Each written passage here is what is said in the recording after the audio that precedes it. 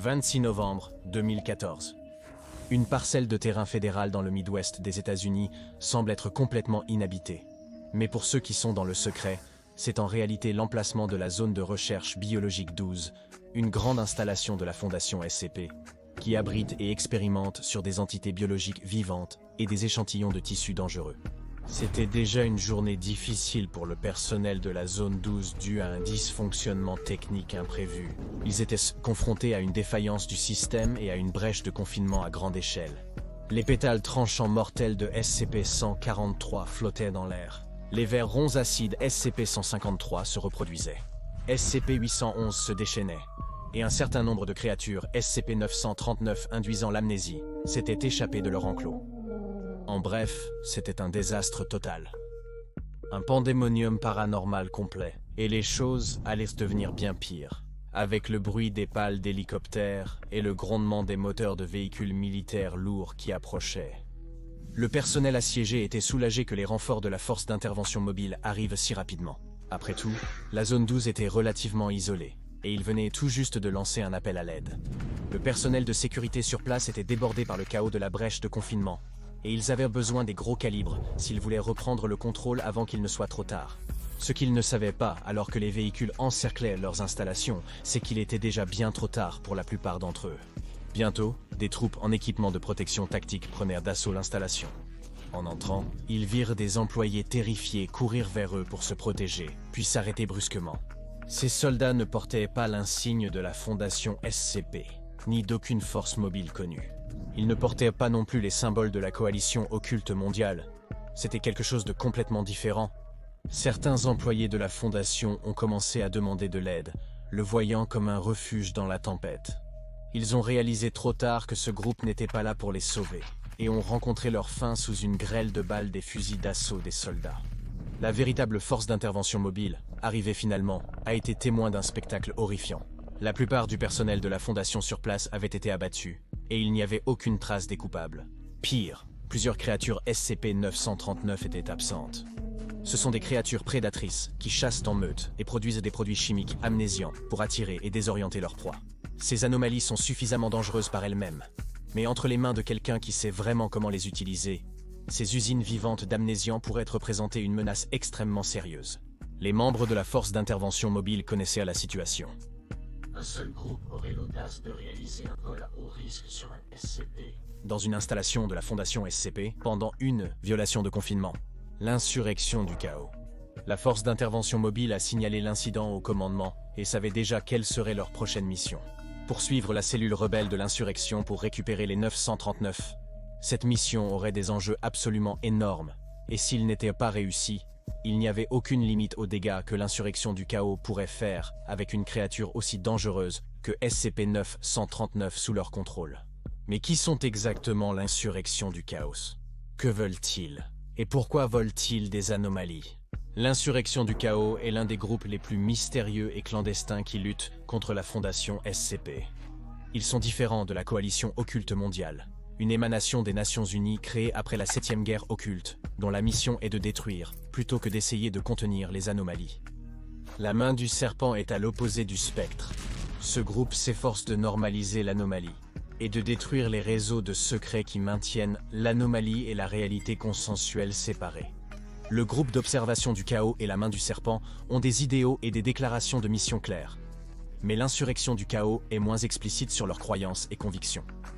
Ce que nous savons avec certitude sur l'insurrection du chaos, cependant, c'est qu'ils considèrent les anomalies comme des outils pour être utilisés plutôt que des éléments imprévisibles à contenir, étudier ou neutraliser.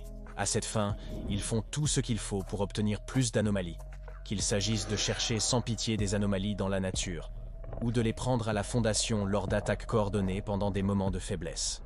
Bien qu'ils manquent de soutien et de ressources d'organisations comme la Fondation et le groupe d'observation du chaos, l'insurrection du chaos, compensent largement cela par leur dévouement à leur cause, leur imprévisibilité et surtout leur volonté d'utiliser la violence. Il est difficile de séparer les faits des rumeurs quand il s'agit de l'insurrection du chaos. Certains croient que pour compenser leur rejet par les Nations Unies, en tant que groupe officiel traitant des incidents anormaux, ils reçoivent plutôt le soutien de certaines dictatures dans les pays en développement. Financés par l'argent du sang de divers seigneurs de guerre, ils mènent leurs recherches sur des prisonniers politiques et des réfugiés capturés fournis par leurs alliés meurtriers. On croit également qu'ils traitent illégalement à la fois des armes et des renseignements, aidant les dictateurs qui les financent à rester au pouvoir et à soumettre leur propre peuple. La Fondation a pu rassembler quelques renseignements sur la structure organisationnelle de l'insurrection du chaos, qui ressemble à un étrange miroir de la leur. Elle est dirigée par le mystérieux commandement Delta, dirigé par une figure connue uniquement sous le nom de l'ingénieur. Le personnel Gamma exécute les ordres du commandement Delta, utilisant le personnel Beta comme opérateur sur le terrain. Et enfin, il y a la classe Alpha. Ils sont généralement forcés à la conscription dans les États occupés par l'insurrection et servent de chair à canon pour le groupe alors qu'ils traquent autant d'anomalies qu'ils le peuvent. Et on pense que l'insurrection possède déjà un certain nombre d'anomalies puissantes. Cela inclut la cloche de l'entropie, un objet qui peut causer une variété d'effets destructeurs en fonction de l'endroit où il est frappé, et le bâton d'Hermès, un objet anormal capable de déformer les propriétés physiques et chimiques de toute matière qu'il touche. L'insurrection du chaos ne fait que gagner en puissance alors qu'ils poursuivent leur quête d'argent et de pouvoir avec une légion d'anomalies militarisées. Leur but, dominer le monde. D'autres contes sont un peu plus indulgents envers les croyances et les causes de l'insurrection du chaos. Ils ont été décrits comme une rébellion contre les premiers jours impitoyables de la Fondation SCP, lorsqu'ils avaient une attitude plus violente, ne faisant aucun prisonnier. Cette rumeur a probablement été diffusée par l'insurrection du chaos elle-même, car elle les présente sous la lumière la plus positive et la plus juste. En réalité, la vérité, comme c'est souvent le cas, se trouve quelque part au milieu. Le danger vient souvent de l'intérieur, et l'insurrection du chaos ne fait pas exception. Une constante dans toutes les interprétations de l'origine de l'insurrection du chaos est que ses membres sont des éléments dissidents de la Fondation SCP, et il est communément admis qu'ils ont encore aujourd'hui d'innombrables taupes profondément ancrées dans l'organisation. Cependant, un secret bien gardé parmi les hautes sphères de la Fondation est que la création de l'insurrection du chaos est beaucoup moins inconnue qu'ils ne voudraient vous le faire croire. Oui, le danger vient souvent de l'intérieur. Lorsque vous recherchez les origines de l'insurrection du chaos, vous verrez probablement deux dates revenir encore et encore. 1924 à 1948 à 1948. Selon la ligne officielle de la Fondation SCP, 1924 à 1948 était la date de la défection de l'insurrection du chaos, et 1948 marquait la première série de raids violents que l'insurrection du chaos a menés contre la Fondation. Mais ce ne sont que des demi-vérités. Bien que ces deux dates soient effectivement significatives dans l'histoire de l'insurrection du chaos, c'est pour des raisons totalement différentes. 1924 à 1948 à 1948 était la date à laquelle l'insurrection du chaos, connue à l'époque simplement sous le nom d'insurrection, a été créée par le Conseil O5. Pourquoi l'autorité dirigeante de la Fondation SCP créerait-elle sciemment l'un des ennemis de la Fondation? Eh bien, vous devez comprendre qu'à l'époque, l'insurrection servait un but très différent. Ils étaient censés être un groupe d'opérations secrètes pour le Conseil 05 capable de faire leur sale boulot en dehors des livres et hors de vue du reste de la Fondation, en particulier de son comité d'éthique, qui est souvent en conflit avec le commandement 05.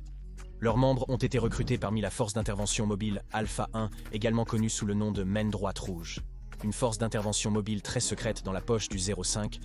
Pendant 24 ans, ils ont fait le sale boulot du 05, tout en protégeant la réputation internationale de la Fondation de toute retombée potentielle. Ils étaient des soldats fidèles, jusqu'à ce qu'ils se trouvent un nouveau maître. Le moteur, un objet anormal mystérieux qui a commencé à envahir et à infecter les esprits de l'insurrection. Le leader humain du groupe, l'ingénieur mentionné précédemment, n'est qu'une marionnette du moteur, son porte-parole humain. Bien que l'étendue complète des plans du moteur reste mystérieuse même pour les membres de l'insurrection du chaos, le moteur a continué à donner des ordres depuis. En 1948, l'insurrection a complètement fait défection, devenant l'insurrection du chaos, et ils ont été un problème pour la Fondation SCP depuis lors. Des raids, aux assassinats, aux menaces de briser l'illusion de la réalité consensuelle avec leur comportement imprudent.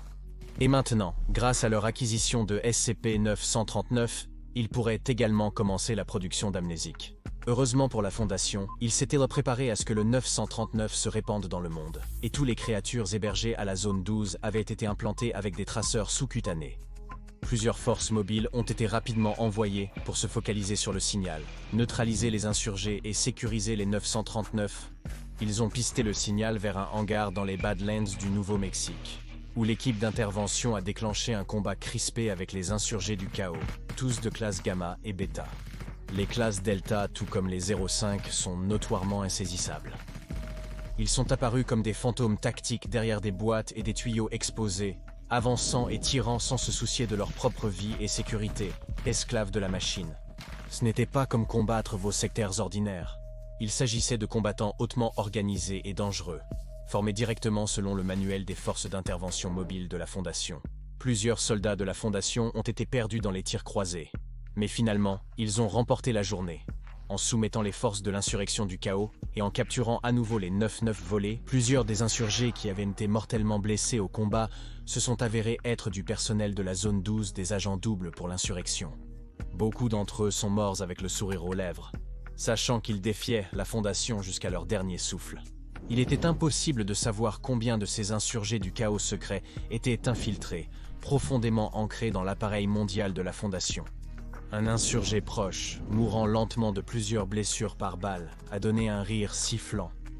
Il a déclaré que l'obsession de la Fondation pour l'ordre, les mensonges et le secret constitue la véritable maladie, alors que les forces d'intervention s'approchaient, que le chaos et l'entropie sont le destin de toute chose, et que l'utilisation des anomalies qu'ils trouvent pour leur propre gain est simplement du bon sens. Dans le monde que l'insurrection du chaos créerait un jour, les êtres humains seraient les véritables maîtres de l'univers, et non pas simplement les auteurs du mensonge tordu que nous appelons normalité.